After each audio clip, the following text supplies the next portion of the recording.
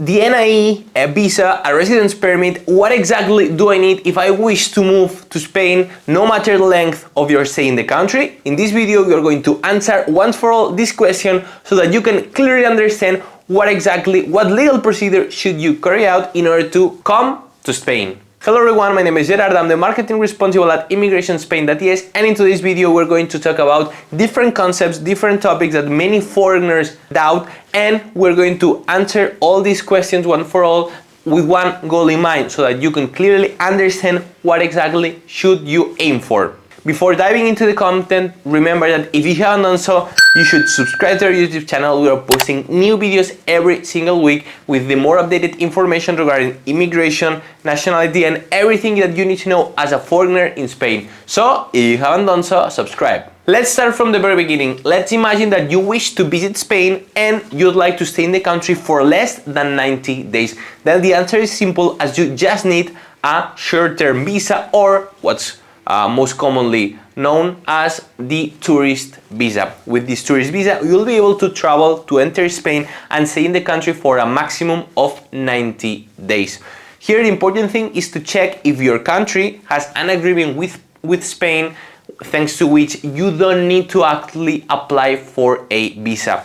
We'll leave a link down below in the description where you can see an article with all the list of countries that don't need a visa to enter Spain.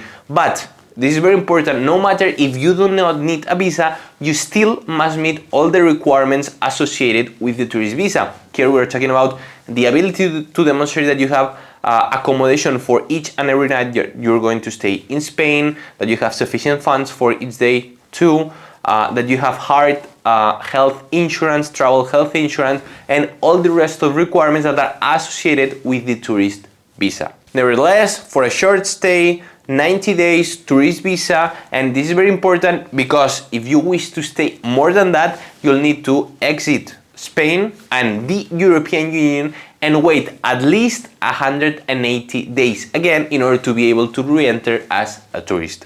Which leads us to the section number 2, which is what should I do if I want to stay more than 90 days in the country? I wish to stay 1, 2, 3 years in Spain and maybe even to work. Well, in that case, you need to apply for a regular residence permit. In Spain, the immigration regulations offer several options for you to obtain residency. There are different types of residence permits, each with their own requirements and each with their own benefits, which means that you can do different things with one residence permit and different things with the other, which is related to the type of residency and the requirements that you demonstrate. This is very important because, for example, with some residencies you are allowed to work legally in the country, while with others you can't. For example, the non-lucrative visa does not allow you to work in the country, but allows you to stay. So here the most important thing is to check, based on your situation, what are your plans in Spain, and then choose the residency that best fits that situation. Again, thankfully, the immigration regulation in Spain offers a wide range of opportunities, so you will be able to find yours easily.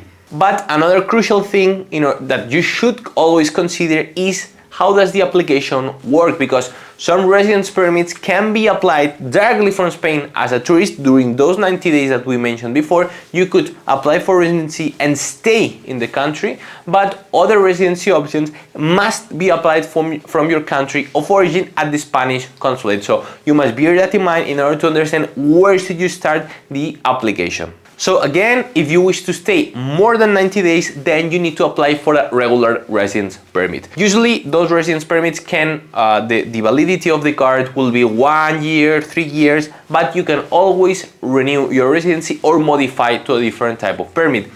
If that's the case, remember that in order to renew your residency, apart from demonstrating again all the requirements that led you to obtain it in the first place, you'll have to demonstrate that you've been in the country for at least 6 months per year. This is very important because not all foreigners know this fact, and it is crucial in order to renew residency. So if you wish to stay for more years, if you wish to renew your initial residency card, that 6-month requirement will be important.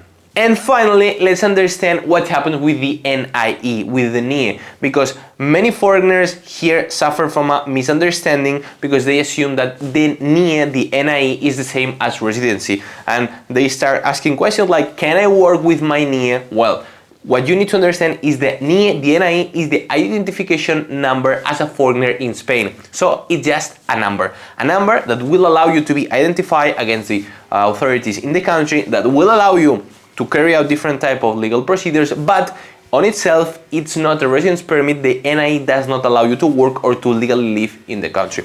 When you obtain a regular residence permit, once you've been granted that application, then you'll go to the police station and get your physical residency card. That card is called TIE, T-I-E, and this card within contains the NIE, the number. So with the card, with the TIE, you may be allowed to work. Remember that we mentioned that not all residencies allow you to work, but let's suppose that yours does. So with this TIE, you will be allowed to work and will contain the NIE, but the NIE on itself is just the number that appears on the plastic card. So we hope that now those concepts are clear and the path to move, to visit, to stay in Spain is much more straightforward. In case you still have doubts on whether which is the right residency option for me, how should I process the different steps, then send us an email at info@immigrationspain.es, because our immigration lawyers will be more than happy to help.